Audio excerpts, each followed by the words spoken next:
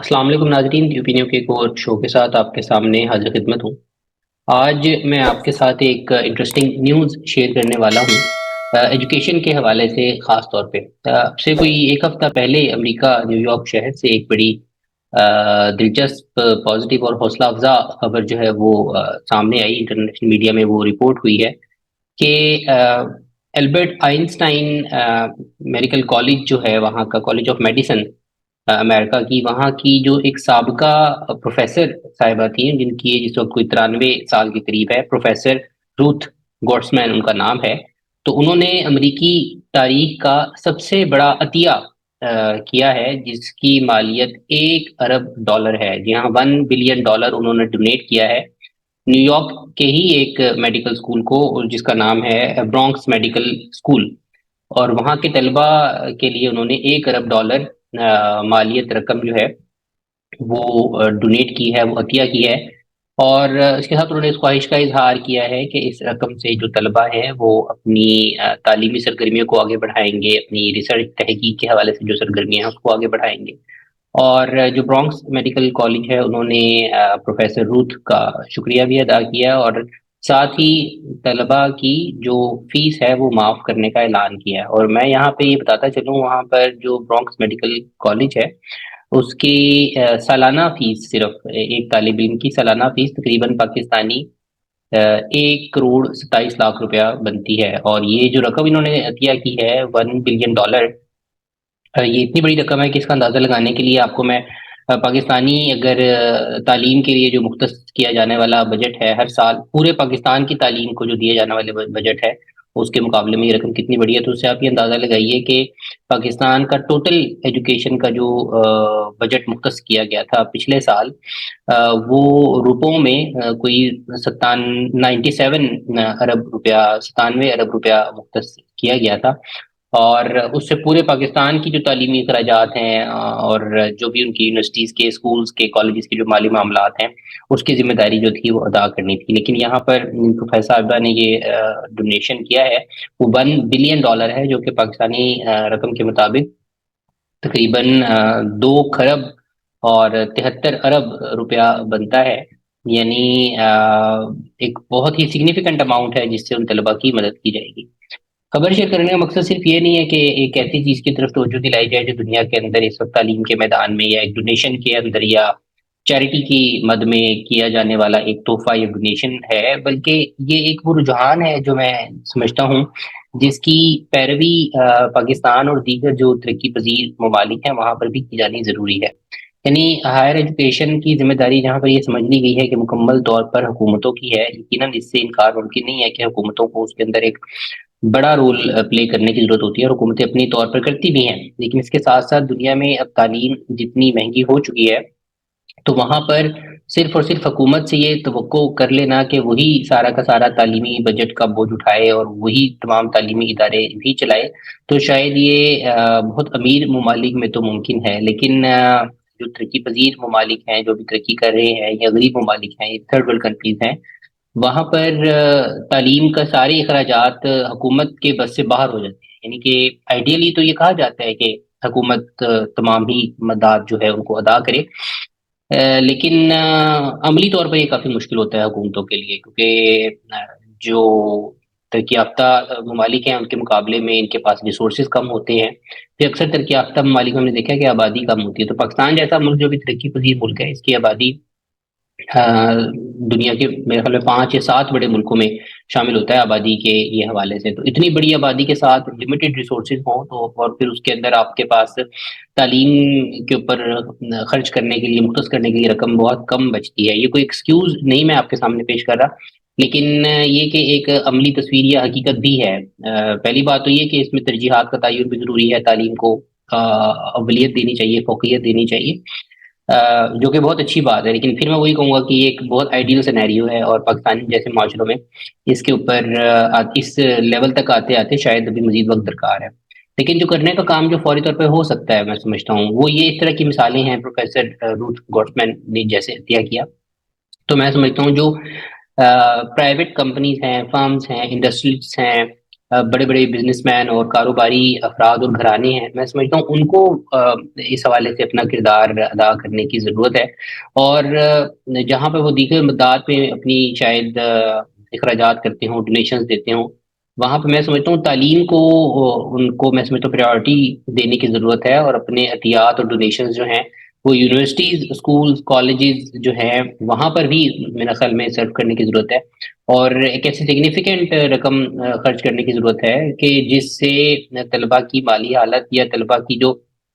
تعلیم ہے اس پہ خاطر خواہ اثرات مرتب ہوں۔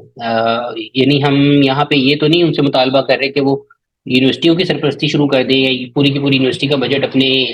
کاروبار سے، اپنی جیب سے ادا کرنا شروع کر دیں، لیکن میں سمجھتا ہوں اس کلچر کو پروان چڑھانے کی ضرورت ہے کہ جو تعلیمی ادارے ہیں وہ خالصتاً حکومت کی ذمہ داری نہیں ہے، بلکہ جو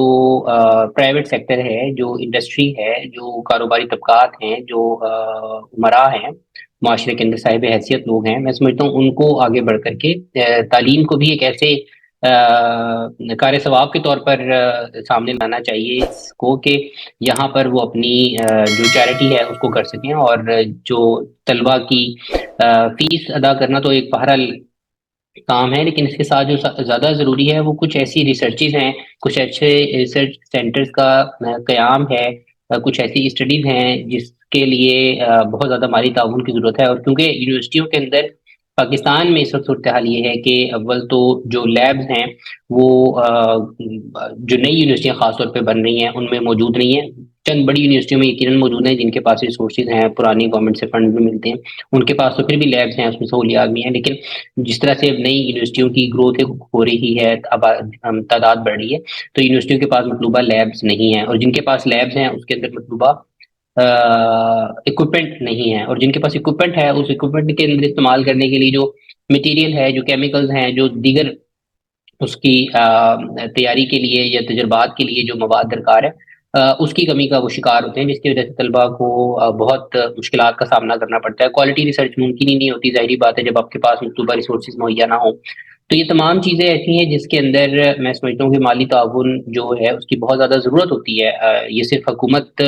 جو ہے ایک توقع کی جا سکتی ہے، جیسے کہ میں نے شروع میں کہا آئیڈیل معاشرے کے اندر، لیکن عملی طور پر یہ ممکن نہیں ہے ایک ایسی حکومت کے لیے جس کے پاس بھی اپنی ترقیاتی کاموں کے لیے بھی فنڈز نہیں ہے، تو وہ کہاں سے دیگر جو ویلفیئر سے ریلیٹڈ شعبہ جات ہے وہاں پر لگائے، لیکن اگین یہ کوئی ایکسکیوز نہیں ہے، میں پھر وہی بات دہراؤں گا، دونوں چیزوں کو ساتھ لے کے چلنا چاہیے، اور فوق تعلیم کو اور ریسرچ کو اور صحت کو ملنی چاہیے، لیکن پھر وہی بات ہے کہ چاہیے کا جو لفظ ہے شاید اس تک پہنچتے پہنچتے ہمیں مزید ٹائم درکار ہوگا۔ میں آپ کے سامنے پاکستان کی جو یونیورسٹیز ہیں ان کی حالت زار آپ خبروں میں دیکھتے رہتے ہوں گے، ایک جنرل اوور ویو میں پیش کر سکتا ہوں کہ اکثر ہم خبر سنتے ہیں، خاص طور پہ پچھلے سال بھی ہم نے تواتر سے یہ خبریں سنی ہیں کہ یونیورسٹیز کے پاس اپنے اخراجات اٹھانا تو دور کی بات، جو ان کے ملازمین ہیں، پروفیسرز ہیں، اساتذہ ہیں، ان کو دینے کے لیے، تنخواہوں کو دینے کے لیے، ادائیگی کے لیے پیسے نہیں تھے۔ یعنی آپ یہ دیکھیے، یہ میں آپ کو کسی چھوٹی یونیورسٹی کے بارے میں نہیں بتا رہا، بلکہ پاکستان کی جو چوٹی کی بڑی جامعات ہیں ان کے حوالے سے میں آپ کو یہ بتا رہا ہوں کہ وہاں پر یہ صورتحال ہے کہ اپنے اساتذہ کو، ٹیچنگ سٹاف کو تنخواہ دینے کے لیے بھی ان کے پاس پیسے نہیں ہوتے تھے، اور وہ یا تو گورنمنٹ کی طرف دیکھ رہے ہوتے تھے، یا بالکل آپ سمجھ لیں کہ مہینے کے آخر تک تنخواہ دیتے تھے، یا تنخواہ کو ڈیلے کر دیتے تھے، ایک مہینے کی تنخواہ نہ دی اور اس کے بعد اگلے مہینے اس کو کمپنسیٹ کرنے کی کوشش کرنا، تو یہ تمام چیزیں تھیں جس کا سامنا ہماری یونیورسٹیز کو اس وقت ہے، یعنی حالیہ اور موجودہ دور میں بھی۔ یہ صورتحال ظاہری بات ہے زیادہ دیر تک نہیں چل سکتی، اور نہ ہی زیادہ دیر تک جاری رہ سکتی ہے، کیونکہ اس سے ایک طرف تو طلباء کا جو مستقبل ہے وہ مخدوش ہوگا، بلکہ اوور آل جو تعلیم کی جو ایک آؤٹ لک ہے، جو صورتحال ہے پاکستان کے اندر، اس کے اندر میں سمجھتا ہوں ایک تنزلی اور منفی رجحان ہمیں سامنے نظر آئے گا۔ زیادہ تر لوگ نہیں چاہیں گے کہ وہ کیریئر کو اپنے اس طرف لے کے جائیں کہ ان کو جامعہ میں نوکری کرنی پڑے، یا یونیورسٹیز کے اندر وہ اپنا کیریئر نہیں دیکھیں گے، تو اس کا نتیجہ کیا نکلے گا؟ زیادہ تر لوگ یہی کوشش کریں گے کہ وہ پاکستانی جامعات میں صرف اتنی نوکری کریں جتنی ریکوائرڈ ہے، اور اس سے جو کوالٹی آف ایجوکیشن ہے اس پر فرق پڑے گا۔ اسی طرح جو طلباء کی جو فیس ہے اگر وہی اتنی زیادہ ہے کہ عام طالب علم یا جو غریب طالب علم ہے جو اس کو افورڈ ہی نہیں کر سکتا، तो वो कैसे वहाँ पे इनरोल होगा?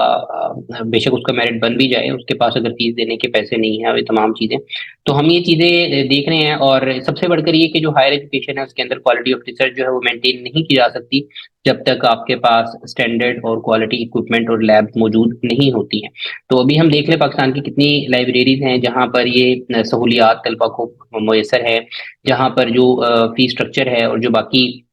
दीगर मदात हैं वहाँ पर आम तालिब इल्म की रसाई और आम तालिब इल्म किस हद तक इस्तेफादा कर सकता है। इसी तरह वहाँ पर जो यूनिवर्सिटीज़ हैं उनको अपनी अखराजात अदा करने के लिए उनके पास क्या निज़ाम मौजूद है और क्या वाकई वो इस कैपेबल हैं कि अपने मुलाजमीन की पेंशन और तनख्वाहों की अदायगियाँ करते हुए साथ साथ तलबा की फ़ीसों के अंदर भी वो कुछ रियायत करे। तो मैं समझता हूँ ये तमाम चीज़ें जो हैं ये बहुत ज़रूरी है कि इसके हवाले से जो प्राइवेट सेक्टर है उसकी तवज्जो इस पे दिलाई जाए। और जो कारोबारी तबका है, जो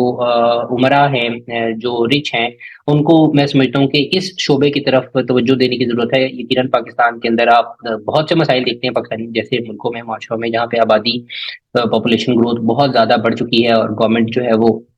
इतने रिसोर्सेज नहीं रखती, तो एक के बाद एक मसला सामने आता है। तो लेकिन ये जो तालीम का मसला है मैं समझता हूँ कि ये इंसान की बुनियादी ज़रूरियात और बुनियादी हक में से एक है आज के दौर में। और वो कौमें तरक्की नहीं करती जिनके अंदर तालीम के ऊपर सरमायाकारी नहीं की जाती। तो सरमायाकारी तो यहाँ पर हो रही है लेकिन वो प्राइवेट सेक्टर की तरफ से हो रही है, लेकिन वो जो सरमायाकारी है उसका मकसद सिर्फ और सिर्फ तालीम को बेचना है, कोई वेलफेयर नहीं है। मेरा कहने का मतलब ये है कि एक नेकी की सरमायाकारी, यानी कि एक ऐसी वर्चू और एक ऐसी चैरिटी जिसका आप असर जो है वो आप आने वाली नस्लें आपका उसका फ्रूट खाएंगी। यानी आप आज अगर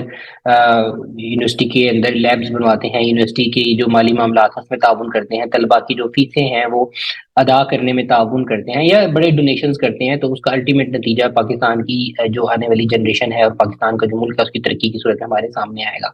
तो उम्मीद है ये जो पैगाम है और ये एक बहुत बड़ा जेस्चर है प्रोफेसर रूथ गॉड्समैन का, $1 बिलियन जो उन्होंने डोनेट किया है मेडिकल स्कूल को, जिसकी वजह से स्कूल के तलबा को पूरे साल की फीस जो है वो माफ हो गई। तो इस तरह के जेस्चर हम पाकिस्तान में भी देखेंगे और दीगर तरक्की पजीर ममालिक में भी देखेंगे। और हम ये तवक्को करते हैं कि जो प्राइवेट इंडस्ट्री है, जो प्राइवेट सेक्टर है, जो उमरा हैं, जो इसी तरह कारोबारी हजरात हैं, पाकिस्तान में बड़ी बड़ी इंडस्ट्रीज हैं, वो इसके अंदर ज़रूर अपना हाथ बटाएंगी और पाकिस्तान की जो तालीमी सरगर्मियां हैं उसको आगे बढ़ाने में और तहकीक और रिसर्च का कल्चर जो है वो फ़रोग़ देने में मदद करेंगी। तो आज के लिए बस इतना ही। ज़रूर बताइएगा ये शो कैसा लगा अल्लाह ने के बाद।